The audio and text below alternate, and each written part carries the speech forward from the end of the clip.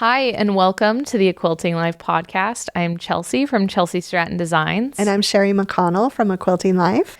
And we are here together today. It is a podcast listeners question episode, and it's episode 149. We love our listener questions episodes. We love hearing your feedback. And so we are grateful for everyone who sent in questions. But first, we are going to get started with our sponsor, Cozy Earth. We love our Cozy Earth products. They have everything from sheets to pajamas to loungewear, skincare. It goes above and beyond throw blankets. And we're just really grateful for the products. We have loved them, and they have kept us cool all summer, which has been awesome. And even the longer pant pajamas too, I'll still wear those in the summer as well. And we are just grateful for their support of our podcast. And don't forget, they have a code, a Quilting Life, for 40% off. And you can find that in the description below, also a direct link. So.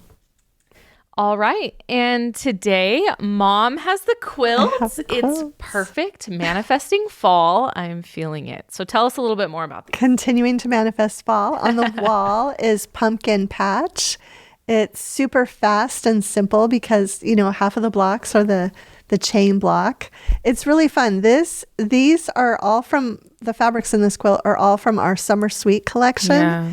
And I remember being so excited that I could actually make a fall quilt with only Sherri and Chelsi fabrics because of that collection. And I believe you also did. I did. Fall projects with that collection. Yeah, so. Hey Pumpkin was in that. Yeah. So this one was originally an American Patchwork and Quilting, and now it's a standalone pattern. And then on the table is Maple Sky Remix. This is with our Bountiful Blooms collection, and this is one of my favorite quilts ever, probably. And there's also a mini included in this pattern. So you get the larger quilt and the mini both included.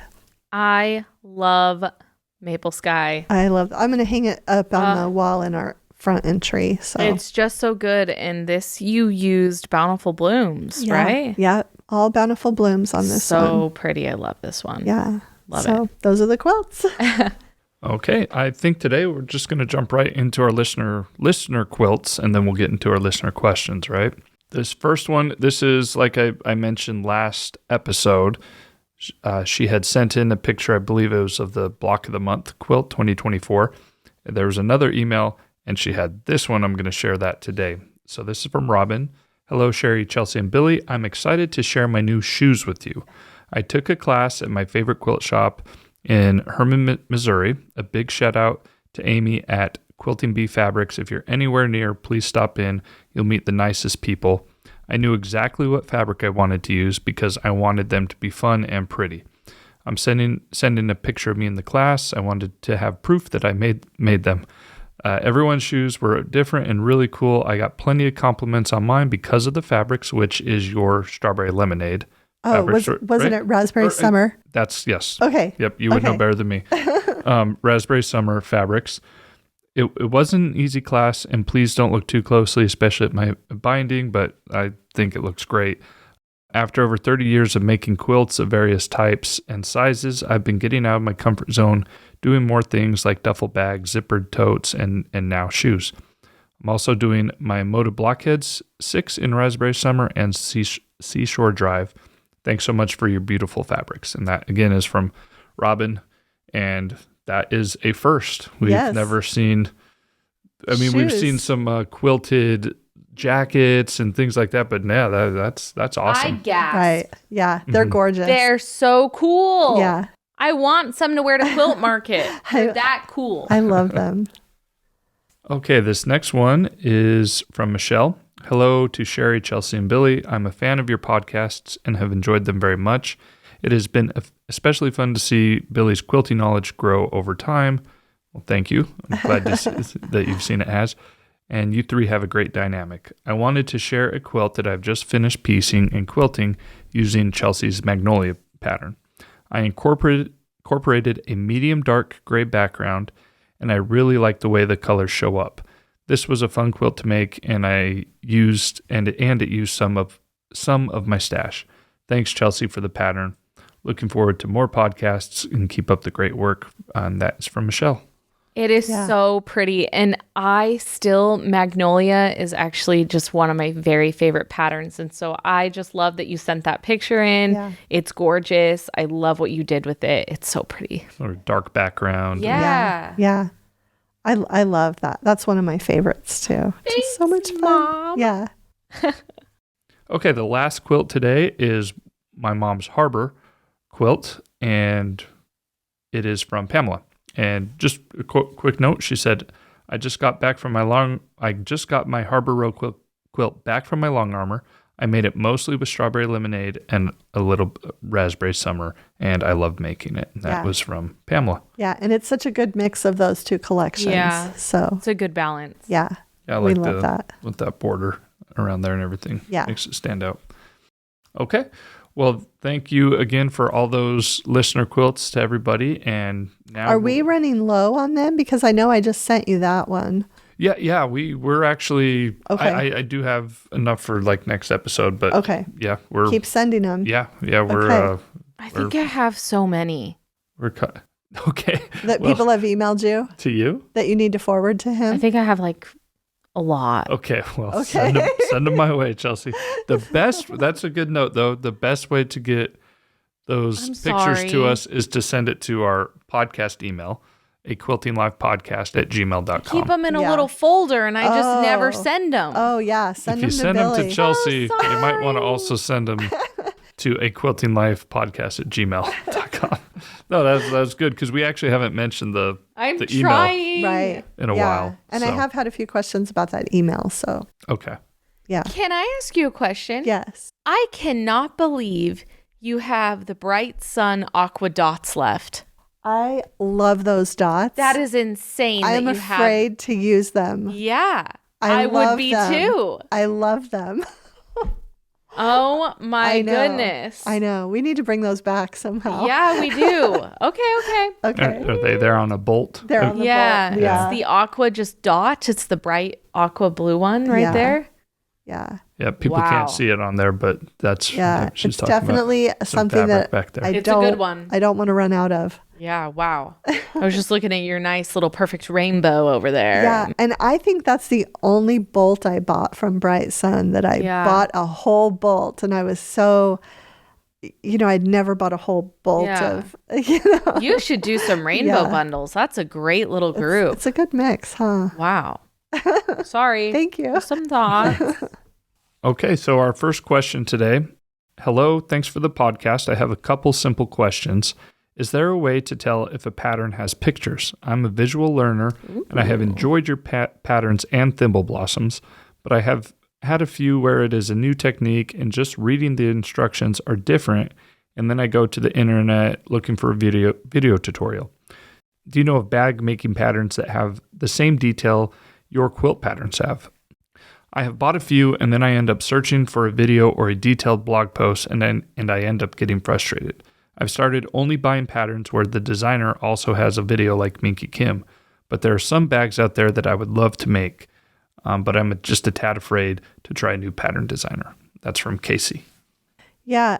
And we've done some bag tutorials. We've actually done 3 that I can think of right off the top of my head. We did a tutorial for the mini charm bag that is a free Moda pattern.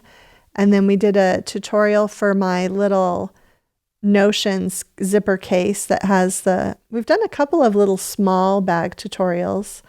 And then we also just recently did that charm pack tote tutorial. Yeah. So, but other than Minky has tons of videos, love Minky's videos, but I would say the By Annie bag patterns. Yeah. She's done videos for all of hers. So I'd recommend Annie's any day. And there's really no way. Is there any way to know if a pattern really has no way to pictures? know. There's So no you way to know. actually open it up, huh? I guess if you buy a pattern from a designer and they have pictures, it's likely that most of their patterns will. But other than that, I don't know how you would know. But we have lots of So, but graphics we in have- our patterns. We have great illustrations in our Yeah. pattern. We're really grateful for our Yeah. help with that. Yeah. Okay. Sherri, Chelsi, and Billy, I enjoy your podcast so much, and I love the family dynamic. On one of your episodes, you discussed your process for starting a project. I've also heard you talk about your process for coloring your fabric lines. I would like to ask about your process for coloring your patterns.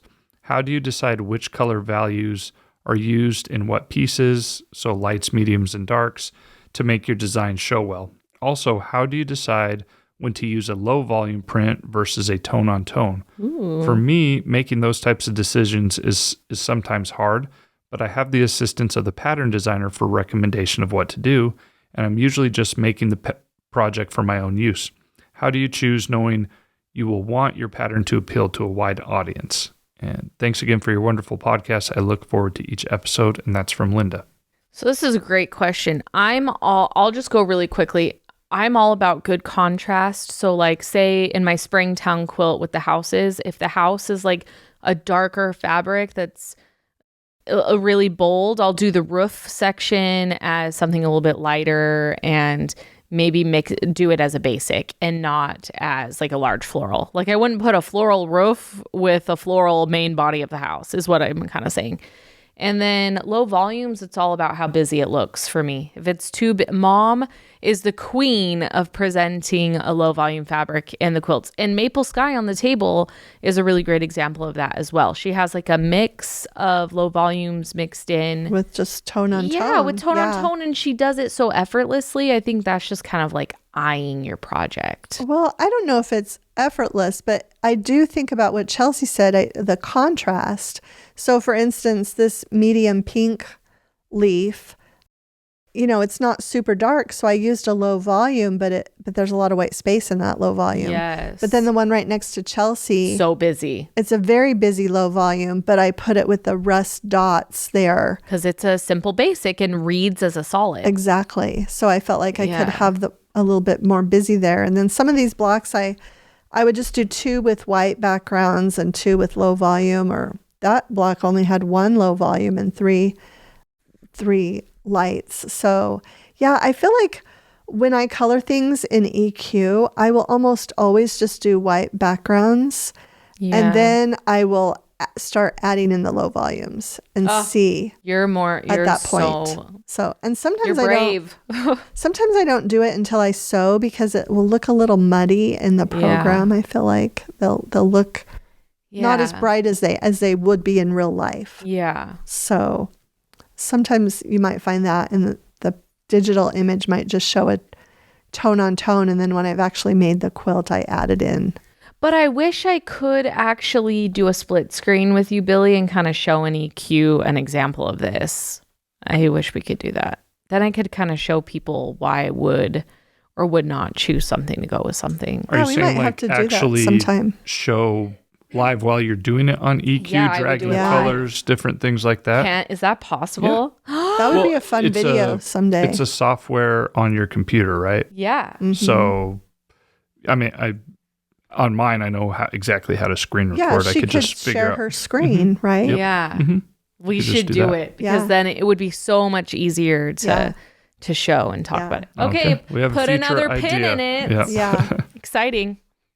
Yeah, that's a great question though. But I usually do, when I color my quilt, I think that's one of the most fun things is when we get the email, hey, we have JPEGs for you of a new collection. And we've already seen the fabrics physically and picked them. But then once we get the images and get to start coloring in the designs that we've been thinking about, that is super fun part of the process. Yeah. All right. This next one, it's a little bit of a longer question. And she actually wrote some more backstory to her story. I'm going to summarize it. She said you could use as little or as much as you want. But she said, I just finished this week's, and she put June 9th episode, so, a couple months ago, and wanted to write in for listener questions. I am a newer listener, past 2 months, and I didn't think I'd be writing this soon, but I do have a question that I don't believe has been covered in detail yet. And so she's in her 20s. She only recently started sewing or quilting. Oh, awesome. Not too long ago. She said she visited her grandma recently, and that's how she started and taught her sewing, cross stitch, crochet when she was little. But her grandma was always a quilter. Anyway, that sort of leads into what she's going to be doing here very soon. She said, I'd love any advice for attending a quilt show / convention for the first time. I've listened to a recap to the recap episodes that you've done to other shows that, you've attended, but they were more about what was special about this specific show. And she said, which has been very insightful and has made me want to go to those, especially Garden of Quilts. I'd love to hear more about getting the most out of a convention as an attendee. I'm going to the Festival of Quilts in Birmingham, England, or UK next month. I know you haven't been and that it's a bucket list item for you and that you're going next year, but I found out about it a couple months ago and decided I need to go as soon as possible. So I'm looking for general advice as someone that hasn't been to a convention or show like this ever. And she put in the details there. You might have read it, the things that she's going to be doing. She's going to be learning a good mix of quilting techniques and do some different classes. As with your retreat advice, I was already planning to travel with the small duffel bag containing literally 3 outfits and a large foldable duffel, so I have plenty of space on the way back for goodies and new fabric. Thank you, congrats on 5 years, and keep up the good work. Much love from Celine. Thank you. Yeah, thank you. You're the sweetest. Yeah, and such a great question. She's right. We haven't really talked non-specifically about attending an event, but I think it's almost kind of like you could also compare going to Quilt Market as an attendee if you were a shop to this. And we do have Quilt Market coming up very soon. So I think this is really timely. But so if you're a quilter going to a convention or a show, or if you're a shop owner going to a market for the first time, I think for one thing, my first thing I would say is be prepared to be overwhelmed. Yeah, for sure. Don't you think? Yeah, I mean, that was my experience. Yeah, mine too. It's a lot to take in. Yeah. That's your first time and it's exciting and it's like the thrill of attending, the event, and it's a lot of fun. And Billy could even probably comment on that, having gone to Quilt Market for the first time last year. It's just visually a lot. Yeah. And I'm thinking Billy, also tell like us. the quilt show that was next door to the market area. I mean, I'm guessing Festival of Quilts is set up like that as well. Like, don't there's most a show of those shows, and there's a vendor area. Oh, so there is a vendor area there as well. Yeah. Yeah. I mean, I don't know. It's like there's so many different types of quilts. It'd be hard to imagine how much time it would take to really go through. And I guess I don't know if you could map off if you're there for a couple days and you're like, okay, I want to go through and at least see everything, but maybe go through once and then just sort of take note of those look very interesting to me. I might come back to these and read more about them or look more detail of what's going on, or maybe like a section of an area or something. Because I think if you just start and just be like, okay, I'm going to read everything about this quilt and then go the next one, you might not finish. So it's probably good to like go through, or even at the vendor area, go through, sort of take an overview and then be like, I want to come back here. I want to come back here. And then on your second time through, then you can spend more time. But that way, at least you sort of see everything at first, and then don't miss anything that you might miss if you just go right to one place. Yeah. Does that make sense? Yeah, absolutely. And I say schedule yourself some downtime, because if you are just going every minute, I feel like you get to that exhausted state where you can't appreciate it all. And it's so tempting because you're there and you think, I want to take advantage of this class while I'm here. I want to take advantage of this while I'm here. But then you really just need some downtime, Yeah, you do. So like I love, and this is kind of funny, but I love, when we go to Quilt Market, you and Vanessa will usually go hang out at the pool the night we get there. And I just think that's so good, because it's kind of like getting you guys into a more relaxed state before all of the craziness starts, right? And I get locked out of our room every single time. I think there's something about my key checking into the pool area that locks me out of our room. And I have so much anxiety now that Mom will fall asleep. Maybe this year it'll be fine. Oh my goodness. I can't. I'll go to the pool with you. Go with me. Okay. Vanessa literally is like, why don't you invite your mom? I'm taking my bathing suit this year. And I'm always like, no, Mom's fine. She wants to go read a book and talk to my dad. And anyways, Vanessa's always vouching for you. She's like, Chelsea, your Good mom for her. should, like, doesn't she want to go to the hot tub with us? And I'm like, Okay. What? I'm packing my suit. sorry. It's just really funny because I love Vanessa. She is so like, oh, she's the best because she says, yes, everyone needs to come. Yeah. And she's just the nicest person. Yeah.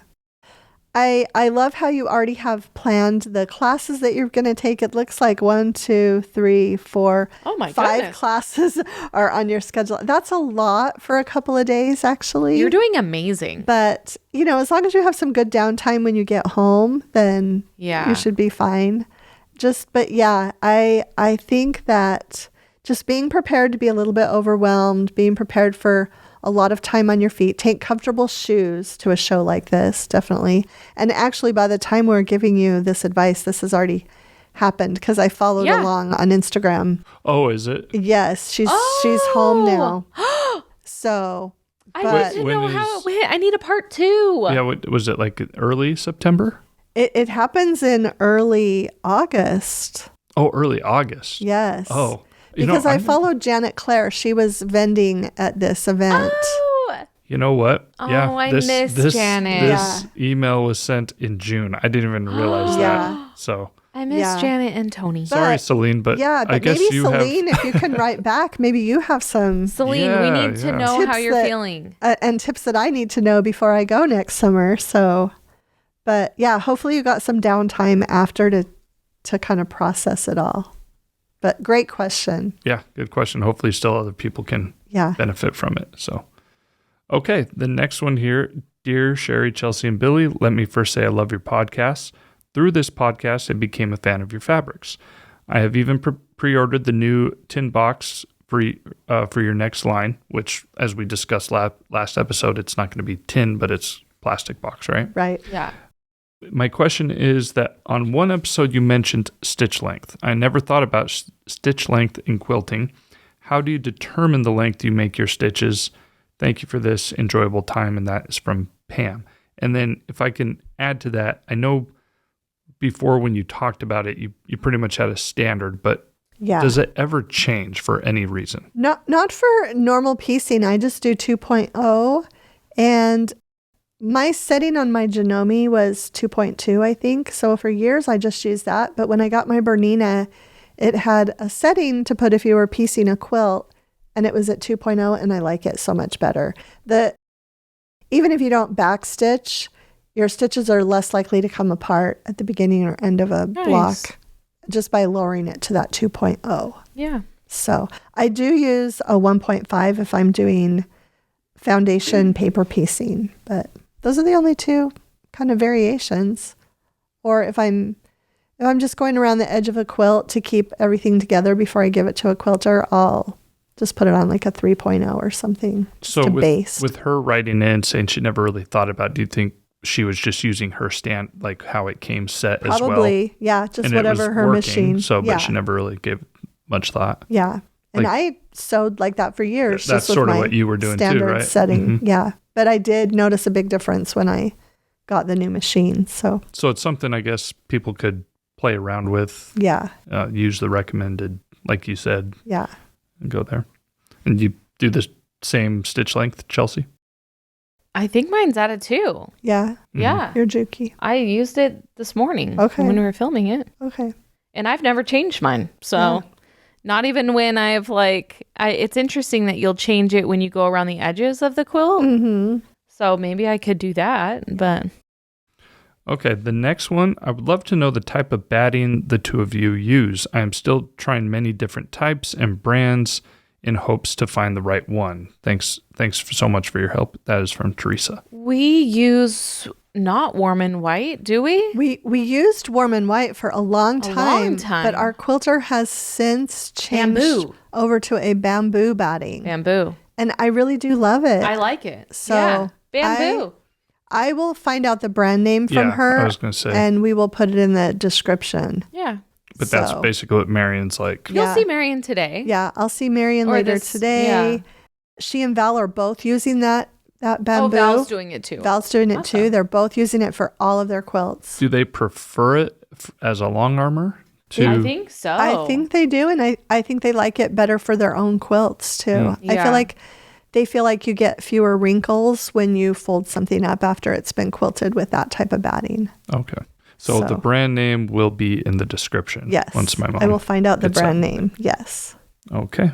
And do you guys bring it to No. or I does she don't just anymore. keep it and then you just pay for it? Yeah. I just pay for Yeah, it. I just So pay that's her. why you don't know the brand Yeah. off the top of your head. I do have a bolt of warm and white in my closet here that Just for backup. And if I take something to be quilted out here, Yeah. I'll usually take my own batting. So would you still recommend that if you don't use bamboo? I think it's a great batting warm too. and It's white, and easy that's to, the brand name. yeah, it's easy to get a hold of too. Okay. The next one here is from Heather. I thoroughly enjoy your podcast and have a few questions for your listener questions.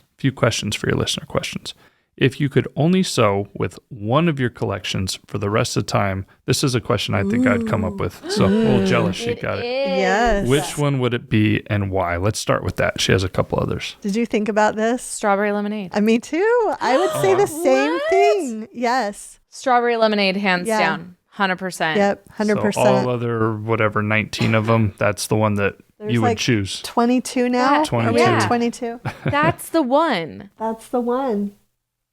Yeah, it's just got the right combination. Yeah. It's just, yeah. And not just the colors, but the prints It's too. my end game. Yeah. That's what it is. Yeah, I love strawberry lemonade. That would be it. That was a good question, Heather. Yeah. Like I said, that's something And we I didn't thought I would talk think before. of. We didn't. I didn't know talk. her answer. Yeah. And then, in addition to quilts, what else do you enjoy sewing and why? Yeah, I love making bags. They're quick and easy. And Make a lot of them. Yep. make a lot of them. Gifts. Make a lot of placemats, pot holders, mug rugs. But bags would be your favorite But of all the probably projects. bags. Yeah. Yeah. I love making quilts. Yes. And that's okay. And that's okay. We'll eventually have you venture into some other Yeah, projects. I'll branch too. out I'm sure you someday. will. Yes. I'm good at the quilt thing. Yes. And then the last one, when teaching someone to sew or quilt, what strategies have you found to be most helpful and effective? And she said, thanks so much for sharing your beautiful work with all of us. Again, that's from Heather. When teaching someone else? Yeah. So when teaching someone to sew or quilt, what strategies have you found to be the most helpful and effective? So this is more like coming from the teaching perspective. Yeah. So I haven't taught someone to quilt per se, but I know what I would tell them. Okay. I would just give them, I think, the tips that are important to me. I would cut everything out and make sure everything is, I would stay organized would be my biggest thing. But also I feel like, when we were at the retreat in St. George and you were just walking around the room, I think sometimes it's just people need confidence. Yeah. And you were definitely giving them that. You were definitely encouraging them. I feel like you should give people who are learning to quilt a lot of encouragement. I love that. Yeah. So I am helpful. Yes. Yeah. I was going to say, you were at the retreat. I know you Yeah. maybe didn't take the lead in teaching the class, but Right. you were there and helping. Well, Yeah. sadly, I still get in those situations. I do get imposter syndrome. And it's interesting how many Moda designers actually feel this way.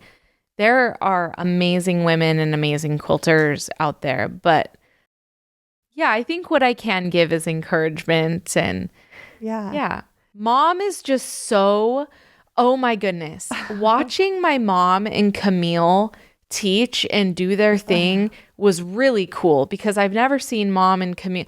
Obviously, I've hung out with Camille so many times and been at quilt markets with her, but seeing her in that setting and my mom also in that setting, I'm like, oh my goodness, they are both really good at what they do. And I always learn a lot when I go places with Mom, but it was cool being there with Camille as well because I learned a lot from Camille. Oh, yeah. Well, thank you. Yeah. And I think I learned a lot. I learned a lot watching other teachers too. I loved being at Motivation this summer. And because I wasn't a full-time instructor at it, I was able to peek in people's classrooms. Yeah. And I did. I walked in on Vanessa's class. Oh, Vanessa's so fun. And I believe I walked in on, who else's class?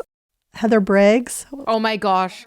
Heather would be the best. Robin Pickens, and it's just fascinating. But I think what everybody really does have in common is they all offer encouragement and help quilters to just see that this is something you can learn and you can get better at, and don't be too hard on yourself. I want to take a class from Lisa Alexander. Oh, she would be fabulous. She would be fabulous. I do have to make a note. I am so happy you got to peek in and hang out with Heather Briggs. If you guys don't know Heather Briggs, she is like the person you want to go to dinner with. She's delightful. She's so funny. It's just, I'm so excited to go to dinner at Market with everyone. Yeah. That was a great question. But no, I think that's my best answer to that question. Yeah. Just give encouragement. Yeah. I love those. Okay. This next one, actually, I forgot I put this in here because it was an email, but it's not a question, but I wanted to mention it. It was more of a compliment. Hi, Sherri, Chelsi, and Billy. First, I love your podcast and is probably the only one that I faithfully keep up with on YouTube. I just wanted to drop an email to compliment Chelsi on her Moda blockhead block. It's my favorite so far. It's adorable and versatile. It's probably the only one that I can honestly see myself making an entire quilt from. Great job. That's from Lisa. Oh my goodness. Yeah. Love that. Thank you. Yeah. That's so sweet of you. I liked your block too. Oh, well, thank you guys. Thank you. That was really nice of you to say. Okay. And the last one here, and then we do have some Apple podcast reviews to read as well.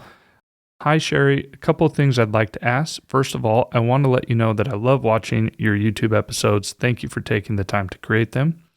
First question is, why do quilters make square quilts?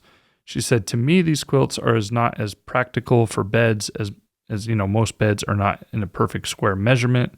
Well, why don't we answer that first? And she also, I actually edited that a little bit too. And she said, beds aren't square, and also like we aren't square. But, why do we make square quilts? For one thing, some quilts look better in a square layout. For instance, a 3x3 or a 4x4, 5x5. Some quilts, you might lose part of the pattern with the combination of blocks if it's not square, if it doesn't have.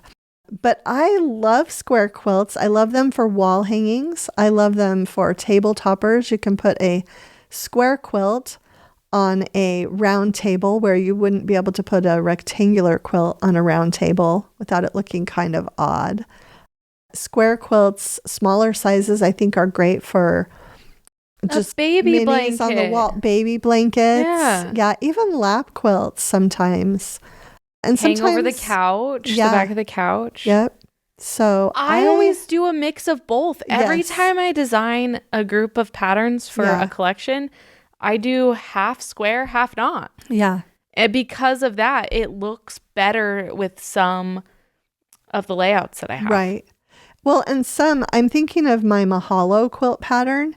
It needs to have... Oh, it has to be square. It has to have 9 blocks. It would look weird if it had 3 across and 2 down, or 2 across and 3 down. It would just not be the same as having that. And I'm also thinking of Camille Ross Kelly's Swoon. I just was thinking of that. I'm like, how could Swoon not be 9 blocks? You could add another row, but it's just so aesthetically pleasing with 9 blocks. It looks good. Oh my goodness. Yeah. And when she did the other one, she did Swoon 16. So a 4x4. So yeah, some quilts, I feel like the aesthetics are really good with a square. Okay. And then the next part of her question was, she was asking sort of because you guys mentioned that you just talked about it, you bring your quilts in to get long armed with your quilters. And so she was asking, like, what's a ballpark price range that, I mentioned it's going to be different for every quilter, right? Based on experience, maybe the size of the quilt. There's a lot of different factors. However, let's just say somebody's getting into quilting, wants to bring their quilt to be long-armed. Can you give some advice as far as like maybe what type of budget they should expect for long-arming? Yeah, I think for a lower end, if you planned on 2.5 to 3 cents per square inch, so you just take your length and your width, and you multiply them by each other. So if it's 60 by 70, you would get, 420. And then you would multiply it by 0.025, 2.5 cents. So, yeah. Okay, so it's basically you're going to budget based on the size of your quilt then too. Yeah, depends. Okay. Yeah, because you're going to get a different price for, and I but that's the formula that right. you would use. Yeah, and I actually probably didn't say that right. I didn't move my decimal the right place, but that's okay. But yeah, if you do it, you'll kind of figure it out. So can you say it one more time for me? Can you repeat? I was reading something. So okay, let me just use a smaller measurement. So if you had a 30 by 30 quilt, 30 times 30 is 900, but then I would multiply that by 0.025. 0.025 times 900, and that would give you that. The price of the cost of quilting. So. Okay. Well, here, let me do that real quick. 0.025 times 900 would be 22.5. So is that? So 22.50. Then you might have a batting charge on top of that, and you might have a service thread fee charge. Okay. Some people charge for thread, some people don't. So okay. Yeah. So you're not going to spend a ton of money for a smaller quilt, but if you have a 60 by 60, it keeps adding up. Then it goes bigger and bigger, so you could multiply that by 2. So anywhere from $45 to $60. Right. In that case. Okay. Right. Okay. And that's a sort of more baseline. For a bigger quilt, you might be spending really close to 100 or a little more. And different parts of the country might have higher rates too. That might be really low, 2.5 cents a square inch. Yeah. Might be low for some parts of the country. Okay. But it all is based on the square size, inches first of all, and then how much. So I guess that's something that people could look, how much do you charge per square inch? Yes. Is the main question. Is the standard way they do it. Yeah. Okay.